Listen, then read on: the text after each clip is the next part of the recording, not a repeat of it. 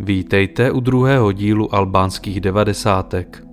V minulém díle jste viděli vznik a pád socialismu v Albánii, potíže s transformací ekonomiky, vznik a aktivity pyramidových firem a jejich postupný pád. Pokud jste první díl neviděli, tak odkaz na něj naleznete v popisku videa.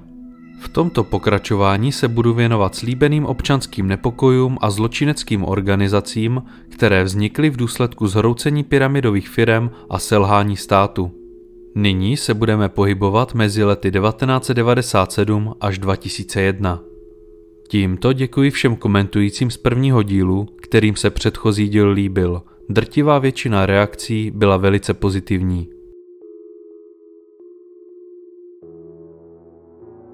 V minulém díle jsme skončili u toho, že na přelomu let 1996 a 1997 došlo k extrémnímu nárůstu inflace na 40%. V této době začala firma Sudia nabízet 100% úrok, což byl už naprosto neudržitelný stav. Nyní se nacházíme v lednu 1997. Mezi 8. a 16. lednem došlo k rychlému zhroucení téměř všech pyramidových firem. Mezi těmito firmami byly Beno, Cambery, Global, Cenay a další. Jediné Vefa Holding a Jalica se nezhroutily. Jalice ale byly dočasně zmraženy bankovní účty. Vefa vydržela až do roku 1998, kdy se taktéž zhroutila. První zadržená byla v minulém díle zmiňovaná Maksude Kadena. Pro ní bylo zadržení jistou záchranou, jelikož si to s ní chtěli davy lidí vyřešit sami. 18. ledna mimořádná parlamentní schůze vytvořila parlamentní výbor k vyšetřování těchto firem. Ihned poté začalo zatýkání mnoha osob, které se v těchto firmách výrazněji angažovaly. Současně s těmito kroky začali majitelé firem vyvádět finanční prostředky do zahraničí na účty svých skořápkových firem. Jalica se zhroutila 5. února téhož roku. To vyvolalo novou sérii protestů ve městech Vlora a Kukes. Nejvíce zdecimované bylo jihoalbánské město Vlora, kde měla většina pyramidových firem svá sídla. Taktéž se zde usadilo 5 pouličních gangů, které mezi sebou soupeřily. Nad spoustou měst ztratila vláda kontrolu a velká většina peněz byla vyvedena z Albánie do zahraničí. V tu chvíli se stát zhroutil a nastala anarchie. Analytici ze západních států celé dění sledovali a pokoušeli se odhadnout další směřování Albánie. Již během března vznikla mezi těmito odborníky domněnka, že se Albánie rozdělí na 2 státy, severní a jižní. Vycházeli jak z aktuálních událostí, tak z dřívějších dat. Zatímco v severní části ve volbách tradičně vítězila demokratická strana, tak naopak na jihu vítězila socialistická strana. Během března se vládním jednotkám dařilo udržet prakticky celý sever pod kontrolou, zatímco na jihu zavládla anarchie, která se nesla v duchu bojů mezi rozličnými zločineckými skupinami. Jih země se taktéž zmítal ve víru únosů a bombových útoků. V březnu došlo k vyrabování vojenských skladů a základen na jihu země. Vzbouřenci se zmocnili veškeré vojenské techniky a zbraní, od ručních granátů až po tanky. Většina ze vzbouřenců dříve absolvovala základní vojenskou službu a uměli s touto technikou zacházet. Ihned poté dramaticky vzrostlo násilí v zemi. Celkem bylo odcizeno 656 000 zbraní, 1,5 miliardy nábojů, 3,5 milionu ručních granátů a 1 milion pozemních min. OSN odhadovalo, že každý muž starší 10 let disponoval alespoň jednou střelnou zbraní a velkým množstvím střeliva. V reakci na tuto událost se prezident Berisha uchýlil ke kontroverznímu kroku. Přikázal otevřít zbylé vojenské sklady na severu země, aby se obyvatelé těchto oblastí mohli bránit své pomocí. Bezpečnostní složky byly v té době už v rozkladu a neměly sílu ochránit obyvatelstvo. Mnoho z těchto zbraní se později dostalo do rukou známé paramilitantní skupiny Kosovská osvobozenecká armáda, která je využila v bojích na Kosovu. 4. dubna došlo k diplomatickému skandálu, kdy se 2 vojenští piloti rozhodli dezertovat a utéct do Itálie. Piloti přeletěli Otranský průliv a přistáli na italském vojenském letišti v Galatině. Po zadržení pilotů italskými orgány zažádala Albánie o jejich vydání.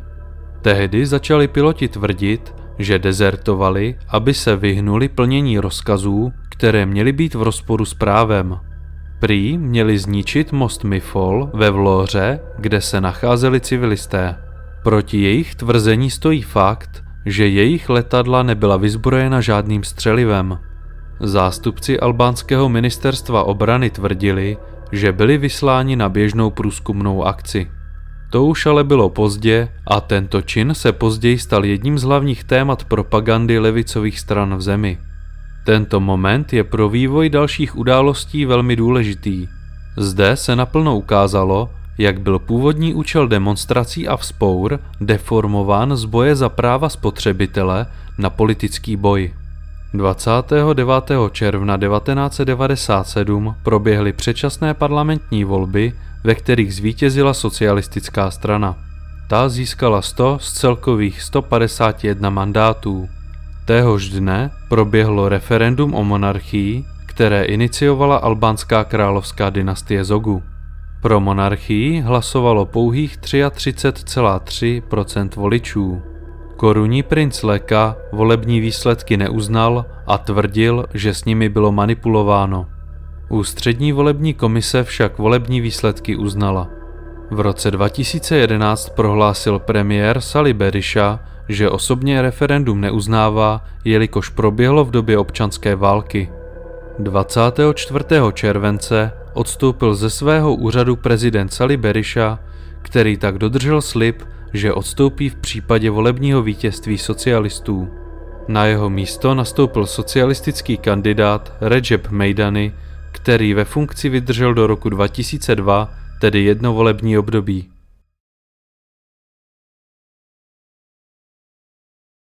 První skupinou, sformovanou v této době, bylo Fórum pro demokracii, které nebylo ze své podstaty zločinné. Fórum bylo vytvořeno 30. ledna 1997 třemi opozičními stranami, socialistickou stranou, sociálně demokratickou stranou a stranou Demokratické aliance. Hlavními požadavky fóra byly rezignace vlády, předčasné volby a plné odškodnění Albánců, kteří ztratili své vložené prostředky do pyramidových firem. Zde se opět dostáváme k deformaci původního účelu demonstrací v politický boj. Dle mého názoru je odpovědností každého jedince, jak se svým majetkem naloží. Stát by neměl za tato osobní rozhodnutí ručit veřejnými prostředky a této myšlenky se držela i demokratická strana. Zde se napřímo projevila výchova v dřívějším režimu, kdy byla odpovědnost a svoboda jednotlivce vyloučena a existovala pouze kolektivní odpovědnost. Již během 2 měsíců vliv tohoto fóra upadl, jelikož se na scéně objevila nová skupina. Šlo o takzvané výbory veřejné spásy, do kterých byly zainteresovány i dříve zmíněné politické strany. Došlo tedy k plynulému přechodu do těchto výborů. Jejich cílem bylo vytváření paralelních státních orgánů, které se postupně snažily ovládnout celou Albánii. V našem prostředí by se nejspíše nazývaly národní výbory. Tyto výbory začaly na svém území vykonávat veřejnou správu v duchu dřívějšího komunistického režimu, kde místo dřívější strany práce zastávala socialistická strana Albánie. V jejich čele stáli často bývalí vrcholoví představitelé hodžistického režimu. Jejich vliv byl nejsilnější v jižním cípu Albánie, kde chtěli po svém vítězství založit stát s názvem Federace jihu. Určitě nemusím zmiňovat, že vytváření takových orgánů je v Albánii i ve všech jiných státech zakázáno a jde o trestný čin. I přesto nebyla za toto trestné jednání socialistická strana později stíhána. Dalšími skupinami operujícími v Albánii byly pouliční gangy. Tyto gangy fungovaly většinu času přesně tak, jak by si člověk mohl představit. Členové gangů terorizovali obyvatelstvo, obchodovali se zbraněmi a s návykovými látkami a dopouštěli se mnoha dalších zločinů. Tyto gangy častokrát ovládly celá města a vydatně spolupracovali se zmiňovanými výbory veřejné spásy, které je využívali jako své bezpečnostní síly. Gangy byly téměř bez výjimky řízeny lidmi s trestnou minulostí a uprchlými vězni. První gang, který tu zmíním, byl gang Gajaj. Ten operoval od března do června v jeho albánském městě Vlora. Byl založen zločincem Gazmendem Brakou, jehož přezdívka byla Gajaj. Tento gang byl od začátku své činnosti pověstný svými útoky na policejní stanice. Po potlačení povstání byl tento gang zničen a 2 jeho čelní představitelé byli zadrženi. Další významný gang byl gang Čole, který byl pojmenován podle 1/4 ve Vloře. Její zakladatel Mirteza Čauši, přezdívaný Zány, utekl v únoru 1997 z řeckého vězení a přešel hranici do své rodné Albánie. Sídlili ve Vloře, kde se spojili s místním výborem veřejné spásy. Členové gangu nutili lidi chodit každé dopoledne na 3hodinové shromáždění výboru veřejné spásy. Dopouštěli se mnoha násilností, obchodu se zbraněmi a dokonce unášeli starosty přilehlých měst a obcí. Podle některých zdrojů byl gang napojený na islámské extrémisty z Blízkého východu.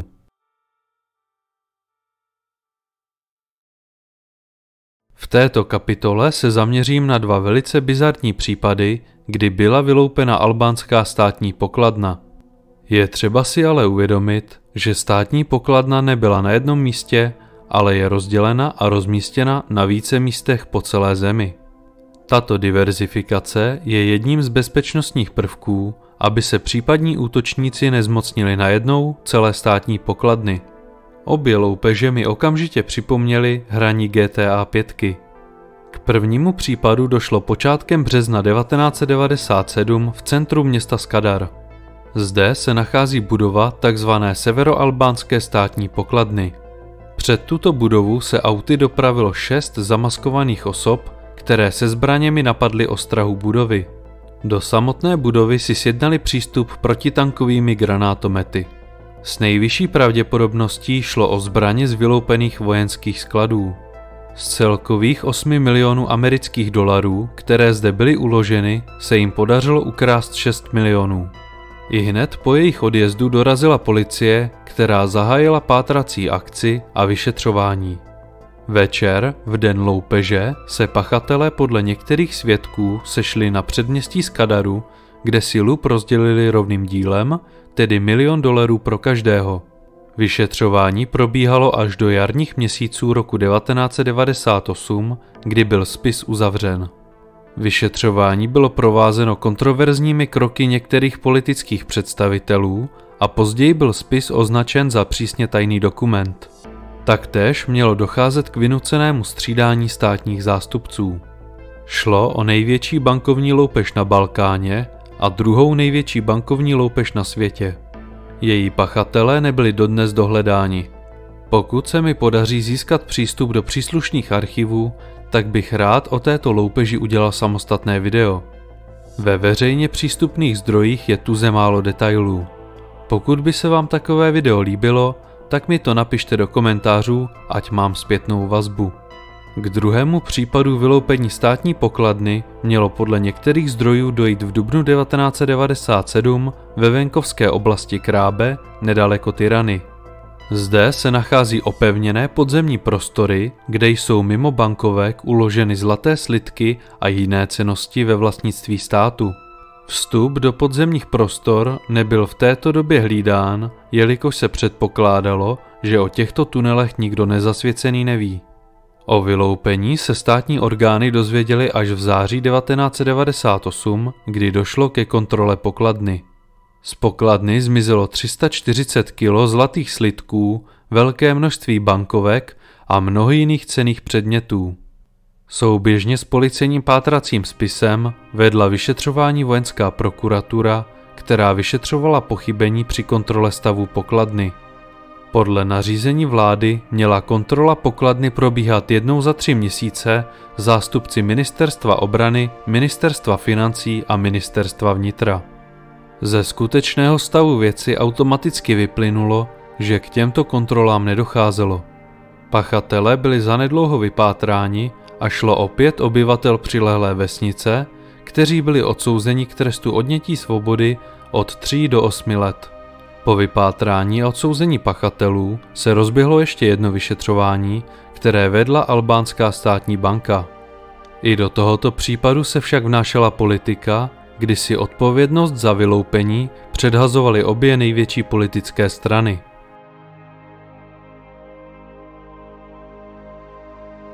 V roce 1997 se Rada bezpečnosti OSN začala společně s Organizací pro bezpečnost a spolupráci v Evropě a s Evropskou unií zajímat o bouřlivé dění v Albánii. V rámci Rady bezpečnosti OSN začala příprava na rezoluci, díky které by mohlo mezinárodní společenství zasáhnout do tohoto dění.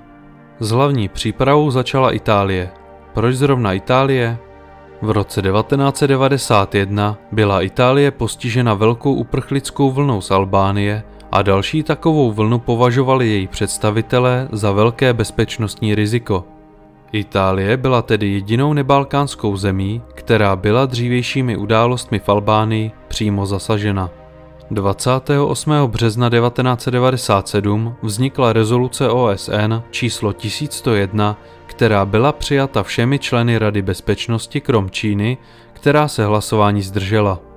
V rezoluci je konstatováno, že zhroucení albánského státu je způsobeno krachem pyramidových firem a vzniklé násilnosti mají potenciál se přenést i do jiných balkánských regionů. V den přijetí rezoluce se navíc udála tzv. Otranská tragédie, kdy se 84 albánských uprchlíků utopilo při útěku do Itálie. Nešlo však o jednostranné rozhodnutí ze strany OSN, jelikož byl 30. března albánským parlamentem přijat zákon o přijetí mezinárodních vojenských sil v Albánii na podporu humanitárních operací. Byly vytvořeny mezinárodní ochranné síly, jejichž hlavním cílem bylo uklidnit situaci v zemi a vytvořit bezpečné prostředí pro mezinárodní humanitární organizace. Vedením ochranných sil byl pověřen italský 3. armádní sbor. Tím začala operace Alba, které se zúčastnily armády 11 zemí, včetně Rakouska, Francie, Řecka, Turecka a mnoha dalších zemí. 15. dubna do Albánie vstoupilo 7265 vojáků, jejichž prvním úkolem bylo stabilizovat situaci v hlavním městě Tiraně, což se jim rychle podařilo. Poté docházelo k odzbrojování a k likvidaci zmiňovaných gangů a podobných militantních skupin. Během toho docházelo i k zatýkání vytipovaných zločinců, kteří buď vedli militantní skupiny, nebo se aktivně podíleli na činnosti pyramidových firem. Vedení operace mezitím zprostředkovávalo komunikaci mezi OSN a albánskými úřady. Vojáci taktéž shromažďovali zbraně a střelivo uloupené z vojenských skladů.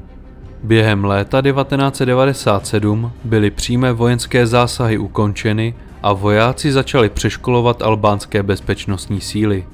Operace Alba skončila 11. srpna 1997, kdy se ze země stáhli všichni vojáci. Rada bezpečnosti později ocenila nestranný postoj, jakým byl tento mandát mezinárodními ochrannými silami vykonáván, a také jejich bezproblémovou spolupráci s albánskými orgány. Na pozadí této velké vojenské operace proběhly ještě 2 operace, které byly podstatně menšího charakteru. Šlo o nebojové operace, jejichž cílem byla evakuace vlastních občanů z Albánie. První z nich proběhla již v březnu a šlo o operaci Spojených států s názvem Silver Wake. Operaci provedli příslušníci 6. expediční jednotky námořní pěchoty. Během operace nashromáždili vojáci celkem 900 občanů USA v areálu americké ambasády, odkud je odvezli zpět do Spojených států. Vojáci, kteří se této akce zúčastnili, byli později vyznamenáni medailí za humanitární službu. Druhou takovou akcí byla operace Libel. V tomto případě šlo o mezinárodní operaci pod velením německého Bundeswehru. Zbytek cizích občanů totiž během března uprchlo na německé velvyslanectví, odkud je bylo třeba evakuovat. Operace proběhla mezi 13. a 14. dubnem a rozhodně neproběhla tak hladce jako ta americká. Vojáci se přepravili letecky z Bosny a Černé Hory do Tirany, do prostor německého velvyslanectví, kde začali nakládat civilisty do vrtulníků.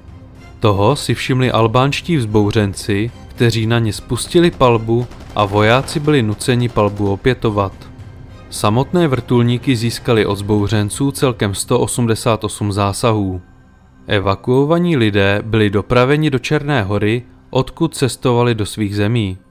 Zajímavostí je, že se této akce zúčastnilo 5 příslušníků armády České republiky.